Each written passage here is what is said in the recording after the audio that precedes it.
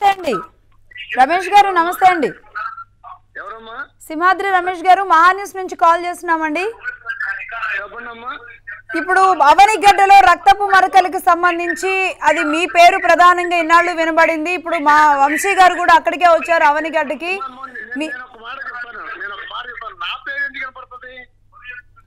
మీరు డాక్టర్ గారు మీరు ఎన్నికల్లో గెలవడానికి మీకు ఆర్థిక సాయం ఇచ్చారు, అన్ని రకాలుగా మీరు అండదండలుగా ఉన్నారు. ఒక్క నిమిషం డాక్టర్ గారు ఆయన ఆర్థిక సహాయం నాకు చేసే పరిస్థితి ఏమీ లేదు, చేయడు. ఆయన ఎవరికి చేయడు. నాకే కాదు, ఈ భూమి మీద ఎవరికి ఆర్థిక సహాయం చేసే పరిస్థితి ఆయన పెట్టుకోరు. నాకు ఆయనకి హత్యకి ఏమీ సంబంధం లేదు. నేను పవన్ కళ్యాణ్ గారు వచ్చి ఈ హత్య సంగతి అడిగినప్పుడు నేను ఒక మాట చెప్పా, బయటికి వెళ్ళి ఖచ్చితంగా దోషులు శిక్షించాలి. ఎవరైతే దోషులు ఉన్నారో ఆ దోషుల్ని పారదర్శకంగా ఎలికి పట్టుకుని వాళ్ళకి తగిన శిక్ష పద్ధతిగా చేయమని నేను కోరుకుంటున్నాను. ఇప్పటికీ నేను అదే మాట మీద ఉన్నాను. చెప్పండమ్మా. ఏంటంటే అనుచరుడు నరసింహారావు పేరు పాత్ర ఆయనది ఉంది, మీ పేరు వినబడుతుంది, కాదంటారా? అమ్మా మీరు కాదని 100కి 100 అంటాను. మాకేమీ సంబంధం లేదు. మా మీదకి నెట్టడానికి ప్రయత్నం చేయబాకండి. మీరు తెలుగుదేశానికి అనుకూలంగా ప్రయత్నం చేసుకోండి. దాన్ని నిజాన్ని బయటకు తీసి శిక్షించండి. ఎవరైతే దోషులున్నారో ఆ దోషులు ఖచ్చితంగా శిక్షించండి.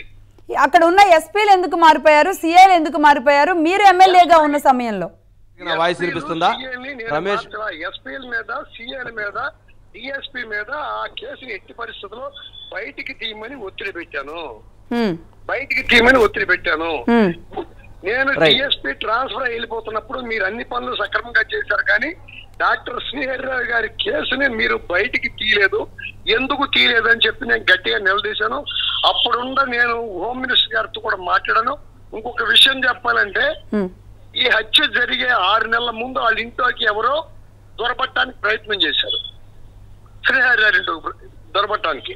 ఆ ప్రయత్నం చేసిన వీడియోలు యూట్యూబ్ లో వైరల్ అయినాయి. అప్పుడు కూడా నేను పోలీసు వారిని చాకేసి దీన్ని ఎందుకు బయటికి తీరని చెప్పి గట్టిగా అడిగిన మాట కూడా వాస్తవం. నేను మాట్లాడింది డిఎస్పీ గారు రిటైర్మెంట్ ఫంక్షన్, ట్రాన్స్ఫర్ ఫంక్షన్ లో జనమందరూ పోలీసులు అందరూ కానీ నేను మాట్లాడాను. ఇది అనవసరంగా కడవకొండ నరసింహారావు మీద, నా మీద రాజకీయంగా మా మీద దురుద్దేశంతో పొలవటానికి మీరు ప్రయత్నం చేయాలి. మేము చేయట్లేదండి. 4 ఏళ్ల నుంచి తొక్కి పట్టిన ఒక కేసుని ఈ రోజు ఎమ్మెల్యే తీసుకొచ్చారు. వంశీ గారు మాట్లాడుతున్నారండి, ఒక్క నిమిషం. వంశీ గారు మాట్లాడుతున్నారు. రైట్ రమేష్ గారు, మీకు ఈస్ట్ కోస్ట్ లో మీరు అదే విధంగా కోటా శ్రీహరిరావు గారు, రమేష్ గారు మీరు పార్ట్నర్సా కాదా? మీరు పార్ట్నర్సా? నాకు సరిగ్గా పట్టలేదు సార్. మీరిద్దరు బిజినెస్ పార్ట్నర్స్ గా ఉన్నారా? కోట బిజినెస్ పార్ట్నర్స్ గా ఉండి 20 ఏళ్ళ ఉన్నాం బిజినెస్ పార్ట్నర్స్ గా. ఆయనకి ఏదైనా ఇబ్బంది వస్తే ముందుగా నాకే చెప్తారు తప్ప ఆయనకి నాకు వైరుధ్యం ఏమీ లేదు, తగువులు లేవు. మేమిద్దరం బాగానే ఉన్నాం. అనవసరంగా రాజకీయ కోణంలో తీసుకొచ్చి ఇవాళ నా మీద పొలవడానికి, మా నరసింహారావు మీద పొలవడానికి ప్రయత్నం చేయొద్దు. మీరు వాస్తవాలు బయటికి తీయండి. మేము దేనికైనా సిద్ధంగానే ఉన్నాం, పారదర్శకంగా ఉన్నాం. పబ్లిక్ గా వచ్చి మాట్లాడమంటే మాట్లాడతాం, అంతేగాని లేనిపోయింది మా మీద బురద చల్లే ప్రయత్నం చేయాలి. రమేష్ గారు నా వాయిస్ వినిపిస్తుందా? కాల్ కట్ చేశారండి. రైట్, ఫస్ట్ లక్ష్మి గారు మీరు ఆయన కాల్లో తీసుకున్నారు, కానీ ఆయన మళ్ళీ కాల్లో తీసుకోండి. ఫస్ట్ ఆయన టీడీపీ మీరు కావాలంటే అటు చెయ్యండి, నా మీద బురద జల్లొద్దు అంటున్నారు. ఒక ఎమ్మెల్యేగా ఉండి అక్కడ ఉన్నటువంటి ఒక ప్రజా వైద్యుడు, ఆయన వ్యాపార భాగస్వామి, ఆయన స్నేహితుడి మీద హత్య జరిగితే, అత్యంత కిరాతకంగా చంపితే ఎందుకు ఆయన ఆ కేసుకు సంబంధించినటువంటి దాంట్లో ప్రయత్నం చేయలేదు? ఎందుకు ఆయన ఇన్వెస్టిగేషన్ ఎందుకు కోరలేదు? అసెంబ్లీలో ఎందుకు ప్రస్తావించలేదు? ఆ రోజు ఉన్నటువంటి ముఖ్యమంత్రి జగన్మోహన్ రెడ్డి గారికి ఆయన రిప్రజెంటేషన్ ఇచ్చి విచారణ చేయమని కోరారా? ఆయన ఇచ్చినటువంటి రిప్రజెంటేషన్ ఎక్కడైనా ఉన్నదా? ఎందుకు దాని గురించి ఆయన మాట్లాడలేదు అనేటువంటిది ఒకటి ఆయన అడగండి, నెంబర్ 1. నెంబర్ 2, ఆయన చెప్పినటువంటి దాంట్లో అంటే గతంలో వైఎస్ వివేకా కేసులో ఎలా అయితే కేసును తప్పుదోవ పట్టించే విధంగా ఎవరైతే ఆయనకు ఉన్నటువంటి అక్రమ సంబంధాలనో లేకపోతే ఇంకొకటి ఉండయ్యనో లేకపోతే ఇంకొక బిడ్డ ఉండాడనో ఎలా అయితే దుష్ప్రచారం చేశారో, ఎలా అయితే దాన్ని ఒక అంశాన్ని బయటికి తీసుకురావాలని చూశారో, అదేవిధంగా ఇక్కడ కూడా ఎవరైతే ఎక్స్ ఎమ్మెల్యే రమేష్ బాబు ఆయన కూడా స్వయంగా 6 నెలల క్రితం వాళ్ళ ఇంట్లోకి ఇంకొక వ్యక్తి వచ్చాడని చెప్పేటువంటి ప్రయత్నం ఏదైతే ఉందో, ఖచ్చితంగా దీన్ని కూడా ఆయన దానికి సమాధానం చెప్పాల్సిన అంశం ఉంది. ఎందుకు రమేష్ ఆ విధంగా గతంలో జరిగినటువంటి ఇన్సిడెంట్ని తెచ్చి ఈ క్రైమ్ని తప్పించేటువంటి ప్రయత్నం లేదా తన మీదకి వస్తున్నటువంటి ఆరోపణలు తప్పించుకునేటువంటి ప్రయత్నం చెప్పాలని చూస్తున్నాడు అనేటువంటిది ఒకటి. మూడోది, ఇంకొకసారి గనక రమేష్ బాబు ఎవరైతే ఎక్స్ఎమ్మెల్యే ప్రజాప్రతినిధిగా మిమ్మల్ని గౌరవిస్తున్నాం అనేది గుర్తుపెట్టుకోండి. మిమ్మల్ని ప్రజాప్రతినిధిగా గౌరవిస్తున్నాం. అవనిగడ్డలో ఏ చుట్టనడిగినా, ఏ పుట్టనడిగినా, ఏ పిట్టనడిగినా కూడా ఇక్కడ జరిగినటువంటి కోటా శ్రీహరిరావు హత్య కేసులో మీ మీద ఆరోపణలు ఉన్నాయి అనేటువంటి అంశాన్ని గతంలో అనేక మంది చేశారు, అనేక మంది ఆరోపణలు చేశారు. మరి అప్పుడెందుకు మీరు నోరు మెదపలేదు? అప్పుడెందుకు మీరు మాట్లాడలేదు? అప్పుడెందుకు ఈ కేసుకు సంబంధించి మీ ముఖ్యమంత్రి, మీ మంత్రులు, మీ ఎమ్మెల్యేలు ఉన్నప్పుడు ఈ కేసు ఎందుకు బయటకు తీసుకురాలేదు? ఎందుకు ఈ కేసుకు సంబంధించి ఇన్వెస్టిగేషన్ ప్రక్రియను పూర్తి చేయలేదు? ఎందుకు దోషులను పట్టుకోలేదు? ఎందుకు దోషులను శిక్షించలేదు?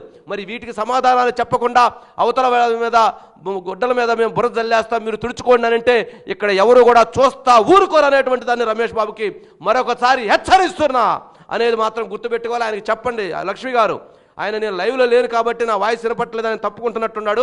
ఇదే నరసింహరావు కావచ్చు, ఇదే రమేష్ బాబు కావచ్చు, తప్పు లేకపోతే, తప్పు చేయకపోతే ఈ 4 సంవత్సరాలు ఏం చేశారు? ఎందుకు దాంకున్నారు? ఎందుకు బయటకు రాలేదు? ఎందుకు మాట్లాడలేదు? ఎందుకు దోషులను శిక్షించలేదు? ఆయన వ్యాపార భాగస్వామి, 30-40 సంవత్సరాలుగా ఆయన స్నేహితుడైనటువంటి వ్యక్తి చంపితే కిరాతకంగా వాళ్ళు మాట్లాడరా? వాళ్ళకి మాట్లాడేటువంటి ఇది లేదా? మరి ప్రజాప్రతినిధిగా ఉన్నటువంటి వ్యక్తికి ఆ బాధ్యత లేదా? మరి ఏ రకంగా చెప్తారు ఆయన? ఏ రకంగా తప్పుకుంటారు? ఏ రకంగా స్విచ్ ఆఫ్ చేస్తారు? తేల్చమనండి. నేను ఇక్కడే ఉన్నాను అవనగట్లో, రమ్మనండి, వాళ్ళ ఇంటికి వస్తా, వాళ్ళ ఇంటి ముందుకు వస్తా, రమ్మనండి బయటకు లైవ్లోకి. చెప్పండి. నమస్తే అండి రవీంద్రబాబు గారు. కాదండి, రాంగ్ నెంబర్.